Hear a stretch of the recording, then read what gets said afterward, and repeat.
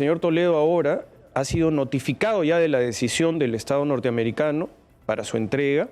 Entonces el señor Toledo tiene la posibilidad de hacer una entrega voluntaria, es decir, él en este momento está con una medida restrictiva, tiene un arresto domiciliario, tiene un grillete electrónico, como tal a él se le notifica y él debe ponerse a disposición de las autoridades norteamericanas. Luego de eso hay gestiones de carácter administrativo, digamos, hasta policial en términos de seguridad para su traslado, para que las autoridades culminen con todos los trámites administrativos en los Estados Unidos, y nosotros estamos a la expectativa de colaborar en todo sentido. Ya el fiscal superior jefe de la Unidad de Cooperación Internacional el día de ayer ha dado declaraciones públicas en el sentido de que el Ministerio Público como institución está alerta y está a la expectativa de cumplir con cualquier tipo de requerimiento que se encuentre pendiente, considerando de que nosotros estamos a la expectativa de recibir al señor Toledo. Todo lo que se realiza en Estados Unidos es parte de su derecho interno, pero estimamos de que en los próximos días debería darse, dada la coyuntura de la situación. Estamos hablando de días. De días. ¿No es cierto? Así es. Fiscal Rafael Vela Barba. Rafael, bienvenido. Señor Lucar, buenos días. Muchas gracias por la invitación. No puede evitar Rafael Vela tener una sonrisa desde ayer, ¿no? En medio de todas las dificultades. Es una victoria de la justicia peruana lo que ha pasado con Alejandro Toledo. Bueno, es una victoria del sistema de administración de justicia del Perú. Porque acá, dentro del resultado, naturalmente que el esfuerzo del despacho del doctor José Domingo Pérez, y todo lo que ha sucedido durante el transcurso de la investigación del señor Toledo, nos trae una serie de lecciones también dentro de lo que corresponde al análisis del resultado. Primero, la importancia de la colaboración eficaz, tan atacada por los sectores que evidentemente sufren las consecuencias de la entrega de información privilegiada. Sin la colaboración eficaz del señor Maiman, sin la colaboración eficaz de la empresa Odebrecht, no habría sido posible, por ejemplo, la extradición del señor Toledo. Y de otros cuyos nombres no se conocen. Y de otros que ciertamente incluso son transversales como herramienta jurídica muy valiosa, incluso hasta en el propio caso que viene en este momento liderando la señora fiscal de la Nación contra la presunta organización criminal que se enquistó en el Estado a través del señor Castillo.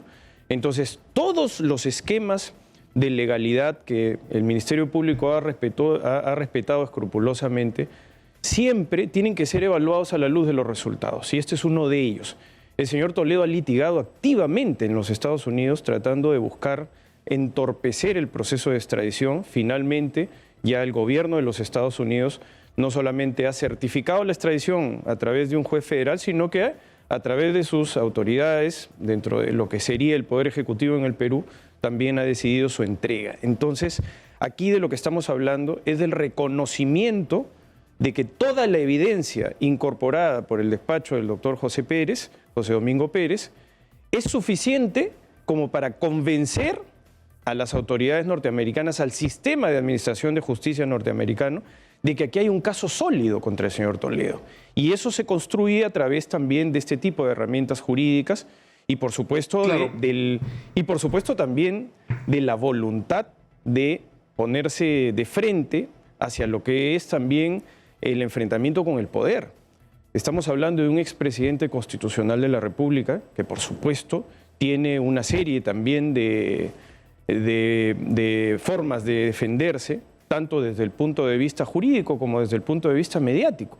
Y por eso nosotros siempre agradecemos estas oportunidades, señor Lucar, de podernos presentar para también esclarecer lo que son noticias falsas, lo que son versiones de parte, para poder establecer también cuál es el argumento del Ministerio Público. Claro, lo que es impresionante es que primero, antes de la fuga de Alejandro Toledo, y eso se repite en prácticamente todos los casos, es impresionante el despliegue de estudios de abogados cuya ocupación principal es impedir que progresen las investigaciones.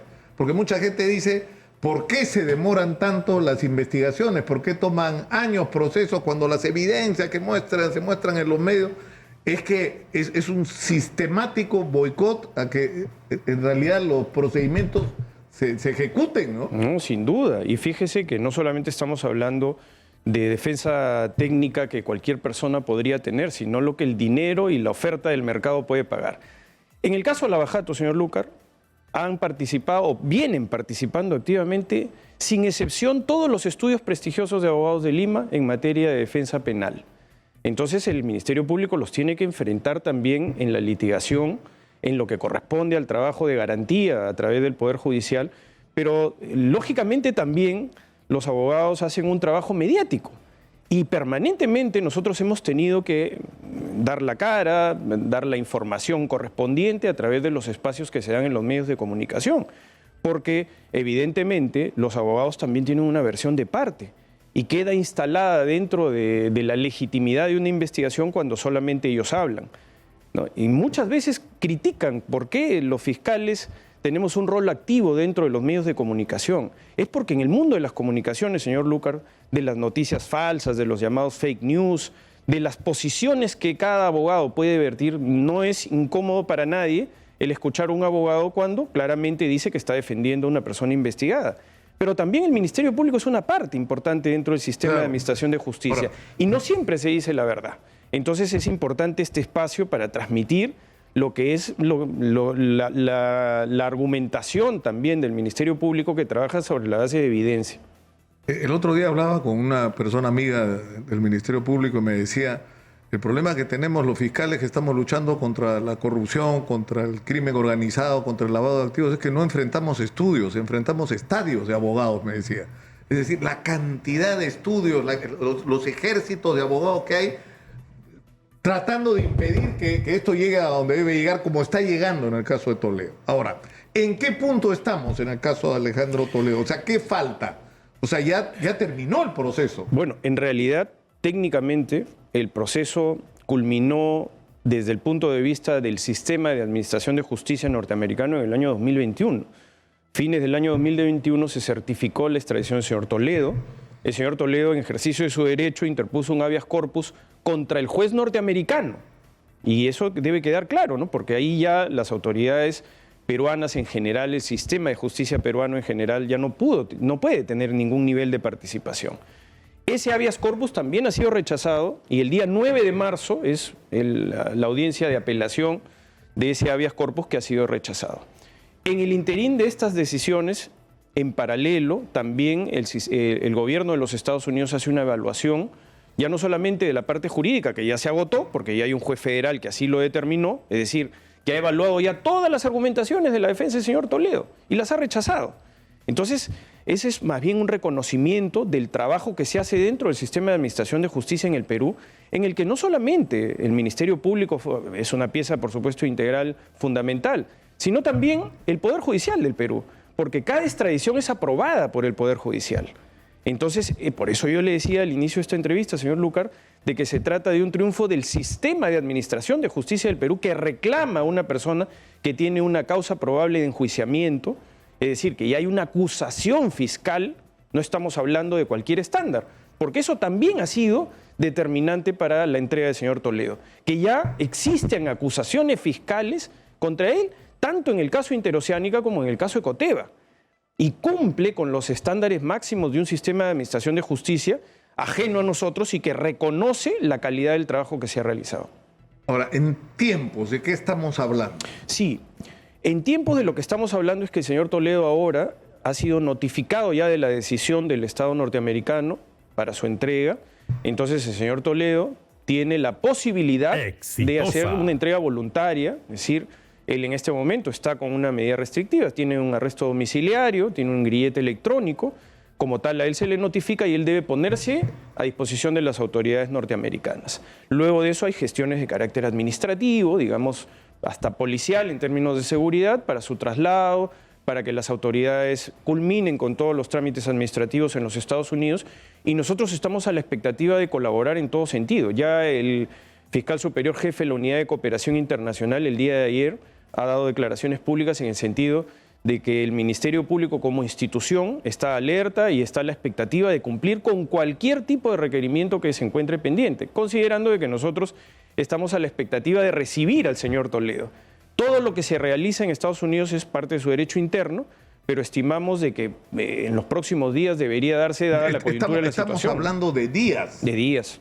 ¿No es Así cierto? es. O sea, esto no va a demorar semanas ni meses, sino días. No, días, porque realmente ya la O sea, decisión que, está tomada. digamos, este fin de semana Alejandro Toledo podría ya estar en el Perú.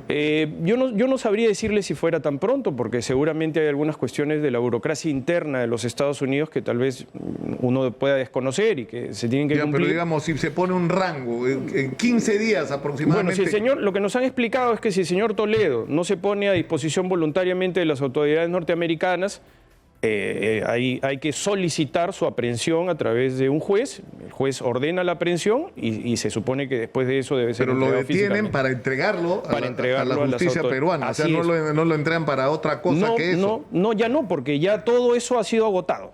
Es decir, el proceso de extradición, señor Toledo, ha sido muy largo, señor Lucar, y ha sido exhaustivo. Hemos visto hasta algunas audiencias, las que han podido ser públicas, dentro de las cuales se ha discutido no solamente medidas de aseguramiento del señor Toledo. El señor Toledo estuvo preso y luego de eso se le varió la medida por el COVID-19, que es un asunto mundial, ¿no? Que ha afectado a toda la justicia en el mundo, ¿no?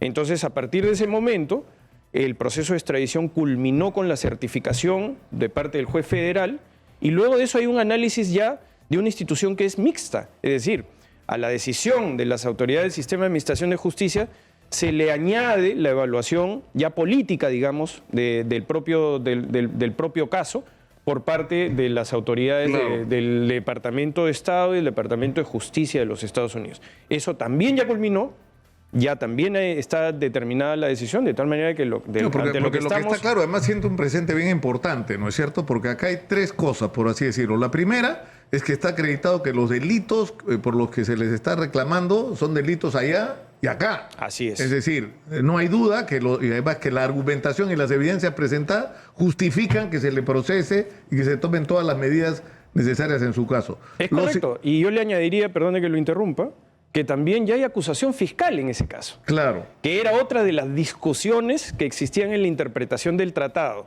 Si se puede extraditar a una persona en condición de investigado o si se tiene que esperar a que esta sea persona acusado. sea acusada. Bueno, en este caso no hay ninguna duda de que ambos estándares se han cumplido. Lo segundo es que acá se ha respetado el debido proceso. Es decir, que todo el tiempo la persona investigada y acusada ha tenido derecho a acceder a la defensa, es decir, que no hay ningún riesgo a que haya algún tipo de abuso en su procesamiento. Y lo Absolutamente. tercero, que esto no tiene nada que ver con la política. Es decir, que no, Absolutamente. el señor no es un perseguido político como pretenden todos, además, ¿no? Porque todos los que han sido, todos los políticos involucrados en corrupción se ponen la mano en la frente y se declaran perseguidos políticos. Sí, bueno, O recordará... víctimas de la falta de debido proceso. Claro, en su- ahora ya han hecho suyo un lema que es el lawfare o la judicialización de la política, ¿no? Los políticos lo que quieren o lo que pretenderían es ser tratados de una manera distinta. Y la igualdad ante la ley determina de que ellos son políticos que presuntamente han cometido graves casos de corrupción, lavado de activos y crimen organizado, de tal manera que sí tienen que ser tratados con el máximo rigor del sistema de justicia, considerando además que enfrentar aparatos de poder es una tarea sumamente complicada, señor Lucar. Y efectivamente, como usted lo ha dicho, Estados Unidos ha certificado que el sistema de administración de justicia del Perú, primero, no persigue por cuestiones de carácter político, porque si no, no lo habría entregado al señor Toledo, que existe evidencia sólida que ha sido conseguida en el proceso de investigación por el despacho del fiscal José Domingo Pérez, y además de eso, que dentro de los delitos que se le atribuyen al señor Toledo, efectivamente hay una causa evidente de justificación de que el señor Toledo debe responder ante la justicia, de tal manera que acá no estamos hablando solamente de la consolidación de un caso, sino de la evaluación que ha tenido el gobierno de los Estados Unidos a través de su sistema de administración de justicia federal, es decir, los jueces del máximo nivel y los fiscales del máximo nivel, porque aquí han participado fiscal federal, ha participado juez federal, ha participado directamente el Departamento de Estado, el Departamento de Justicia de los Estados Unidos. De tal manera que la construcción del caso es una certificación de que dentro del trabajo del equipo especial, dentro del sistema de administración de justicia en el Poder Judicial del Perú, no se persigue por cuestiones políticas, sino que se trata de la necesidad que el señor Toledo, expresidente constitucional de la República, comparezca a la justicia como cualquier otro ciudadano, con el mismo rigor que debe ser tratado cualquier otro ciudadano. ¿Cuántos años podría ir a la cárcel Alejandro Toledo si la justicia lo sentencia por los cargos que le atribuye el Ministerio Público? El señor Toledo tiene una acusación por el caso Interoceánica, en el que se ha solicitado 20 años de pena privativa de la libertad en su contra. Exitosa. El Poder Judicial es el que determina si se le debe imponer 20 o menos, o eventualmente incluso hasta ser declarado inocente, porque en esa circunstancia estamos. Es decir, en que hay un control de acusación que luego determinará un juicio oral, público y contradictorio, donde se determina la inocencia o culpabilidad de una persona. Una vez que se le declara culpable, esa persona tiene que recibir una sanción proporcional a los crímenes que ha cometido. Eso lo determina el Poder Judicial, pero el Ministerio Público ha postulado una pena privativa de la libertad de 20 años. Adicionalmente, el señor Toledo tiene otro proceso de extradición en marcha, que es por el caso Ecoteva, en donde también se encuentra su cónyuge, la señora Elian Carp. En ese caso, el señor Toledo también tiene una acusación fiscal por 16 años de pena privativa de la libertad. Entonces estamos ante graves cargos. Claro, que además ahora por evidentemente el sistema actual no es que se subsume, o sea, la pena menor dentro de la mayor, se suma. No, son casos autónomos en este caso. Podría ser sentenciado, en el peor de los casos para él, a 36 años de cárcel. No, son casos separados. Podría ser que tenga una sentencia que se empieza a cumplir a partir del momento en el que el primero, el señor Toledo, tiene que ser condenado luego de haber sido autorizada la ampliación de la extradición en los Estados Unidos. Por eso para nosotros era sumamente trascendente también conseguir esta primera etapa del proceso de extradición del señor Toledo, porque la ampliación ya es mucho más fluida e incluye a la señora Elian Carp, señor Lucar, porque evidentemente la señora Carp también forma parte del tramado, de todo lo que ha sucedido dentro ya del blanqueo de capital del señor Toledo en la adquisición de propiedades que se dio en el Perú. Y que para nosotros es vital que también en su momento pueda ser asegurada, porque ella está en los Estados Unidos y si el señor Toledo ya es extraditado, es entregado a la justicia, como va a suceder, entonces la señora Carp probablemente pueda tener algún riesgo de elusión o de fuga, ¿no? Debería seguir el mismo camino. Tenemos que ir a la pausa, doctor Vélez. Yo quería dejar en el aire una pregunta. ¿Existe la posibilidad de que Alejandro Toledo, derrotado, llegado al Perú, diga, me quiero acoger a la colaboración eficaz, quiero contarlo todo? ¿Existe esa posibilidad? Por favor, la respuesta tras la pausa. Volvemos con Rafael Vélez. La noticia es muy importante. El gobierno de los Estados Unidos ha dado por terminado el proceso de extradición de Alejandro Toledo y le ha dado la razón al Estado peruano. En este momento, lo que se está procesando es un trámite puramente administrativo para traer en los próximos, si no horas, días, Alejandro Toledo al Perú y entregarlo a manos de la justicia peruana. Está con nosotros el fiscal Rafael Vela, que en gran medida tiene que ver con esto, que es una victoria, como él ha señalado, no solo de él, sino del sistema de justicia peruano, en la lucha contra la corrupción. Así es, porque además, como correctamente usted lo contextualizó, aquí ha habido una intervención de un gobierno autónomo y de un sistema de administración de justicia muy riguroso, como es el sistema federal de justicia en los Estados Unidos. Digamos que el juez federal encarna la máxima autoridad delegada, digamos, dentro del sistema de administración de justicia. Y todos esos estándares han sido convalidados ya, de acuerdo al trabajo que ha realizado el sistema de justicia del Perú.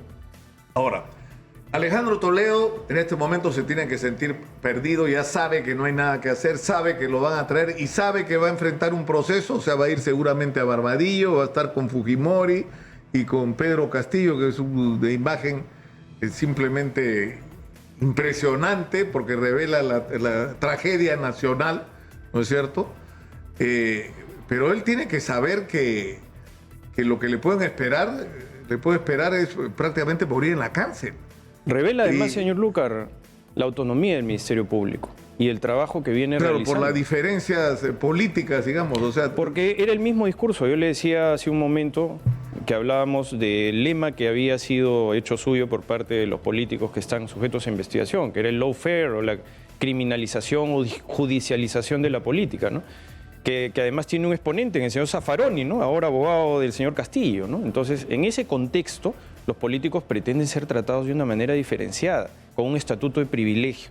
El Ministerio Público ha demostrado de que ha perseguido penalmente, como es su deber en el respeto irrestricto de la ley, a todos por igual, porque en un primer momento se decía, no, el Ministerio Público solamente investiga al señor Humala, luego vino la señora Fujimori, luego vino el señor Pedro Pablo Kuczynski, luego vino la señora Susana Villarán, Entonces ya ese discurso ha quedado sin contenido. Y Alan García, y Pedro etcétera, Castillo, o sea, y Vladimir Cerrón, pero ahora también... exactamente. Es decir... Entonces eso creo que demuestra que en el Ministerio Público, la institución como tal, está ajena a cualquier tipo de variable o factor de análisis político y por el contrario se hace un trabajo técnico y a partir de ello ya no es solamente, reitero, lo que nosotros podamos decir, sino también lo que el gobierno de los Estados Unidos, en el caso del señor Toledo, ha certificado. Ahora, Toledo en el Perú, preso, con Fujimori en un lado y Pedro Castillo en el otro. Le tiene que pasar por la cabeza la posibilidad de decir, bueno, ¿qué hago para disminuir mi pena, para buscar un entendimiento con la justicia? ¿Qué pasa si Alejandro Toledo dice, yo quiero contar la verdad? ¿Eso existe como posibilidad? Mire, siempre existen caminos legales al respecto, ¿no? Que van desde la aceptación de los cargos que se le imputan, la posibilidad de hacer entrega de información privilegiada, pero eso ciertamente no se puede especular, señor Lucar, sino eso se trabaja sobre la situación concreta de que el señor Toledo esté y él manifieste su decisión de hacerlo. No ha dado ninguna señal en esa dirección. Ninguna. El señor Toledo ha sido más bien pertinaz en defenderse. El señor Toledo se ha opuesto de manera permanente, no solamente al proceso de extradición, sino también a lo que es el ejercicio de su derecho dentro de las investigaciones en el Perú, porque eso es algo bien importante, señor Lucar. El señor Toledo se ha venido defendiendo activamente en el Perú. Es decir, el señor Toledo tiene abogados también dentro del Perú. Entonces a él no se le ha conculcado ningún derecho y dentro del ejercicio regular de sus decisiones, el señor Toledo no se ha declarado culpable en ningún caso.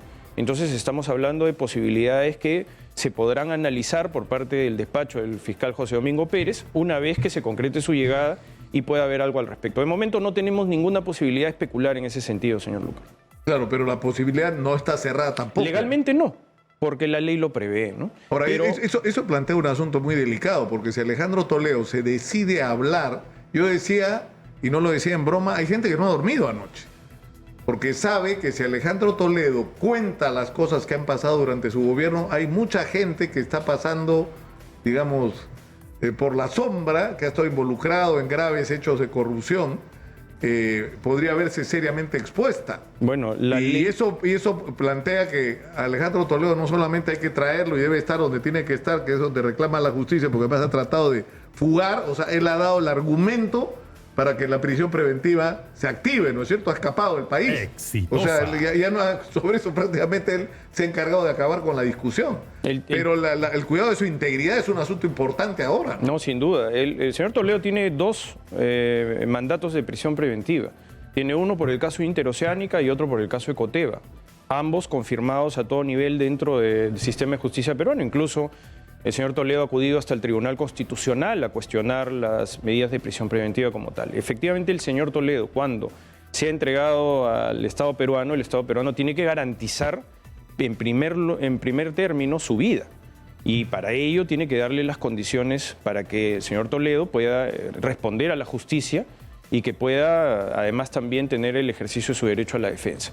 A partir de lo que el señor Toledo decida, la averiguación de la verdad siempre tiene la expectativa de apertura a que estas circunstancias se puedan dar. Y si el señor Toledo tiene algo que reconocer o decir a la justicia peruana, en ese momento, a través de la Fiscalía en un primer término, analizará todo lo que corresponda y tomará las decisiones que la propia ley permite. Para terminar, doctor Vela, Ollanta Humala y Keiko Fujimori, que son dos casos que también han sido engorrosos y ¿no? largos, complicados, llenos de dificultades, de barricadas que ha habido. Bueno, recordará usted, señor Lucar, que la última vez que estuve con usted, eso mereció hasta un pronunciamiento de la Corte Suprema de Justicia en el que dieron un nombre sin darlo, ¿no?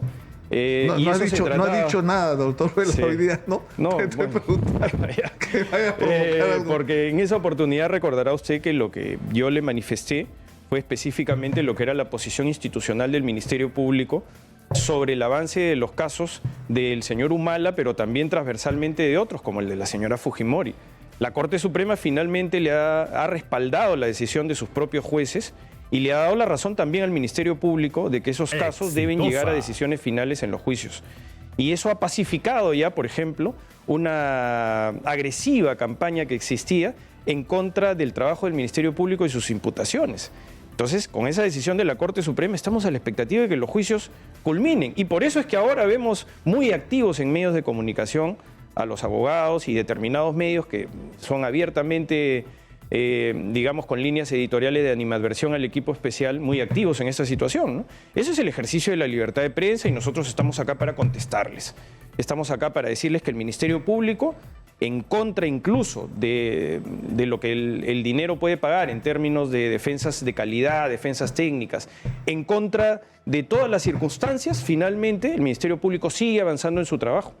Ahora, en el caso de Keiko Fujimori, me recuerdan acá desde la producción que la acusación presentada por José Domingo Pérez, en el caso Cócteles, ha experimentado una 9ª devolución. Eso es falso, señor O sea, Lucar. por eso lo pregunto. Sí, eso es falso, ¿no? Porque la acusación nunca ha sido devuelta. La acusación tiene una fase de control, que es una fase de saneamiento. Si no, no existiría, señor Lucar, esa fase de saneamiento. No es que la Fiscalía ha presentado la acusación y se la han rechazado porque está mal hecha. El propio juez Zúñiga ha dicho, dentro de las audiencias, el propio juez Zúñiga lo ha manifestado, que esto no es una devolución, son correcciones que se van dando. Tal vez pudieron haberse agrupado de otra manera en la gestión de despacho judicial, el juez pudo haberlos agrupado de otra manera, pero todo proceso de gran complejidad, no se olvide que aquí hay 43 personas acusadas y en el pool de abogados deben superar 60, 65 abogados apersonados, y todos ellos atacando al unísono en una audiencia al representante del Ministerio Público y formulando observaciones, objeciones para que el caso no concluya. Porque aquí estamos hablando de que inexorablemente el caso ya va a terminar, señor Lucar, con la decisión de la Corte Suprema, que pacificó justamente lo que venían diciendo de que estos hechos no eran delito. Ya la Corte Suprema ha claramente dicho que son delito y que hay que ir a la prueba. Y en la prueba, señor Lucar, este es un modelo de oralidad. Entonces aquí pretenden los abogados involucionar porque les porque conviene. Lo que se pretende decir, no, lo que pasa es que la Fiscalía no tiene pruebas contra Keiko y por eso se lo devuelve. Eso no es cierto. Es absolutamente falso, ¿no? Toda la prueba está incorporada.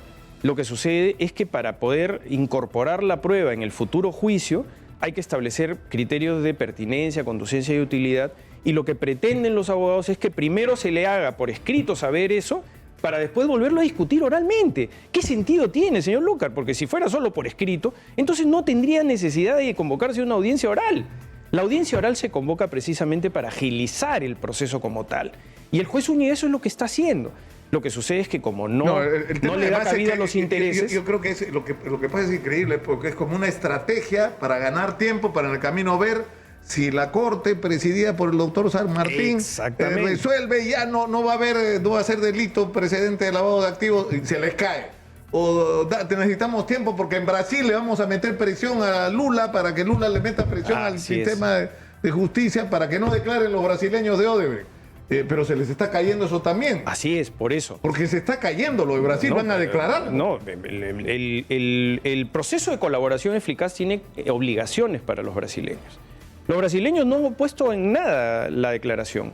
Quien lo ha hecho ha sido el señor Humala, que se ha ido a Brasil, o sea, ha contratado abogados en el Brasil, y finalmente lo que ha controvertido es que hay un trámite incorrecto del pedido de cómo van a declarar.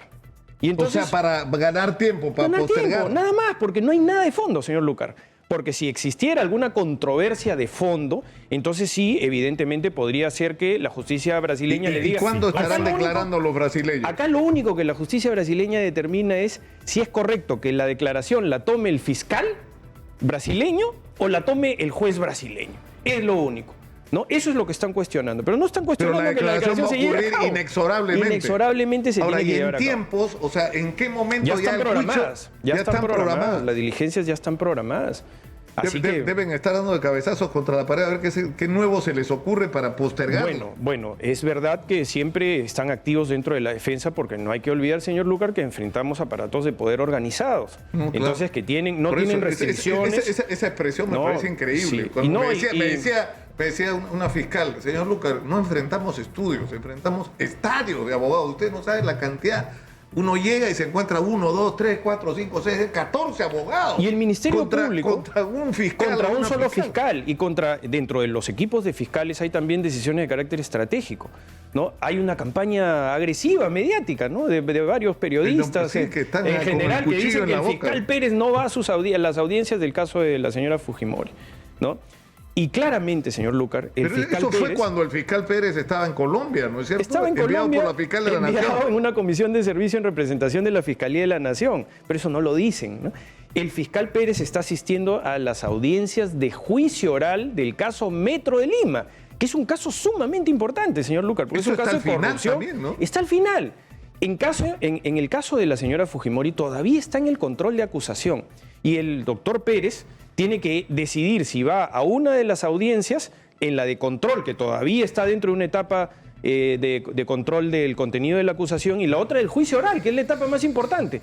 Entonces, estratégicamente, el fiscal Pérez tiene que acudir a las audiencias del caso Metro de Lima, porque además es un caso mucho más pequeño y es un caso que se va a terminar antes que incluso nosotros estimamos pueda iniciarse también la etapa de juzgamiento del caso de la señora Fujimori. Pero el fiscal Pérez ha comparecido innumerables veces en el caso de la señora Keiko Fujimori, y esta es una parte administrativa, digamos, del proceso, señor Lucar, porque como usted correctamente lo ha dicho, la parte medular era la determinación de superar la fase de saneamiento del aspecto sustancial, que ya se agotó con la Corte Suprema. Entonces ya no tienen absolutamente nada que reclamar al respecto. Ya no hay nada que hacer, van a terminar todos presos. Es inexorable el juicio oral y por eso ahora están mucho más agresivos. No lo diga usted, doctor, porque vamos a tener problemas otra vez, como en la última entrevista. No, yo lo digo digo que... yo.